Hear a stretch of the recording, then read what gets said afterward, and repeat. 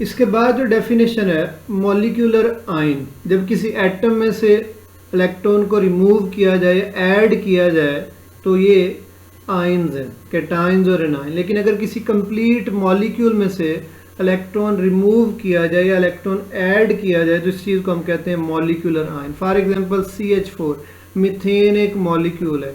अगर इस मॉलिक्यूल में से इलेक्ट्रॉन रिमूव किया जाए तो CH4 पॉजिटिव, इस मॉलिक्यूल पे पॉजिटिव चार्ज आ जाएगा, तो ये मॉलिक्यूलर आयन है। इस तरह से कार्बन मोनोऑक्साइड एक कंप्लीट मॉलिक्यूल है, तो अगर इस पे कुछ चार्ज आ जाए कंप्लीट मॉलिक्यूल के ऊपर तो ये मॉलिक्यूलर आयन है। कार्बन डाइऑक्साइड एक कंप्लीट मॉलिक्यूल, नाइट्रोजन एक कंप्लीट मॉलिक्यूल, ऑक्सीजन एक कंप्लीट मॉलिक्यूल।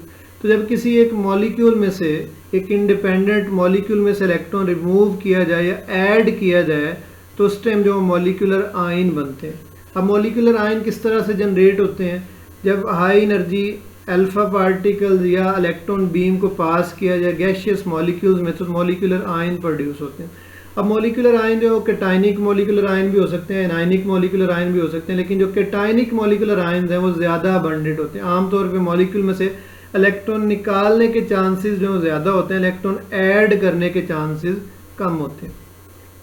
इसके बाद एक डेफिनेशन है रिलेटिव एटॉमिक मास। रिलेटिव एटॉमिक मास, जब किसी एटम का एटॉमिक मास हम मेजर करते हैं तो वो कार्बन 12 से कंपैरिजन करके कार्बन 12 के रिलेटिवली मेजर करते हैं। मास को जब भी आप आपने मेजर करना है तो उसके लिए एक रेफरेंस लेवल होगा, एक रेफरेंस स्केल होगा। आम आप जब मास मेजर करते हो किसी भी चीज़ का तो उसके लिए जो रेफरेंस लेवल है वो किलोग्राम है, ग्राम है, जो भी स्केल आप यूज़ करते हैं। लेकिन एटम चूँकि स्मॉलर साइज़ का, इसका मास वो स्मॉल होता है, तो एक आम स्केल से, एक आम बैलेंस से इसका जो मास है वो कैलकुलेट नहीं किया जा सकता।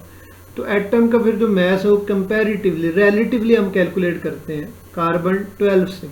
The relative atomic mass is the mass of an atom of an element as compared with one atom of carbon 12। तो कार्बन 12 से कंपेयर करके, कार्बन 12 एक स्टैंडर्ड है, इस स्टैंडर्ड से कंपेयर करके बाकी जो एलिमेंट्स हैं उनका हम रिलेटिव एटॉमिक मास कैलकुलेट करते हैं।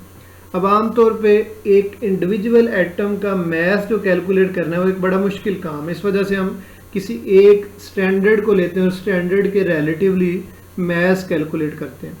अब ये स्टैंडर्ड हमने सेलेक्ट किया कार्बन 12 को। पहले जो सबसे पहले जिस एलिमेंट को एज अ स्टैंडर्ड लिया गया था वो हाइड्रोजन को लिया गया था, लेकिन जब हाइड्रोजन स्केल को यूज़ किया गया तो बहुत से एलिमेंट ऐसे थे जिनके मास के अंदर एरर आ रहा था, तो फिर कार्बन 12 को एज अ स्टैंडर्ड लिया गया।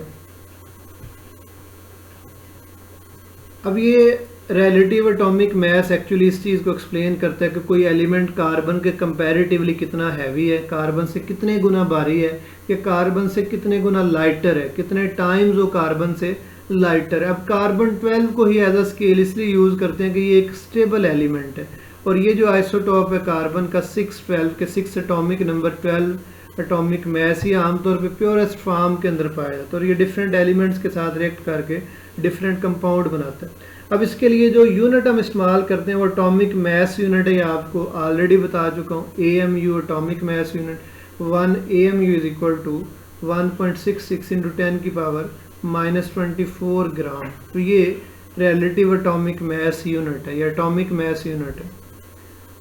अब एटॉमिक मास यूनिट क्या है?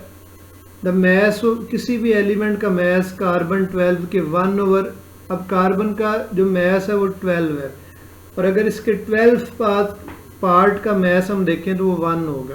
कार्बन का मास 12 AMU, तो उसके 1/12 पार्ट, उसके जो 12वां हिस्सा है उसका जो मास होगा वो 1 AMU होगा।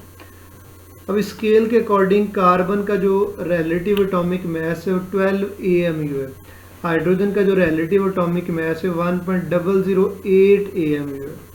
अब आप तौर पे एटॉमिक मास की जो वैल्यूज़ हैं वो 10 की पावर -24 से 22 इस रेंज के अंदर होती हैं, ग्राम के अंदर। तो ये इतना स्मॉलर मास है कि आम जो फिजिकल बैलेंस है, डिजिटल बैलेंस है, उससे ये मास फाइंड नहीं हो सकता। तो इसके लिए फिर हम क्या करते हैं कि ये रिलेटिव स्केल यूज़ करते हैं। अब यहाँ पे एक टेबल है जिसमें कुछ एलिमेंट्स का रिलेटिव एटॉमिक मास गिवन है, हाइड्रोजन का, कार्बन का, तो ये आपने देख लेना है। तो जो टॉपिक आज हमने पढ़ा इसमें शॉर्ट क्वेश्चन थे, चैप्टर में भी लॉन्ग क्वेश्चन स्टार्ट नहीं हुए। नेक्स्ट लेक्चर से इंशाल्लाह जो लॉन्ग क्वेश्चन चैप्टर के हम स्टार्ट करेंगे। अभी फ़िलहाल ये सारी शॉर्ट डेफिनेशन है, रिलेटिव एटॉमिक मास क्या होता है डिफ़ाइन करें, एग्जांपल दें, फिर condition for the formation of cation and A9, molecular ion को डिफ़ाइन करें, मॉलिक्यूल में और मॉलिक्यूलर आयन में क्या डिफरेंस है। तो ये इस तरह से कुछ शॉर्ट क्वेश्चन हैं जो फ़िलहाल आपने तैयार करने हैं।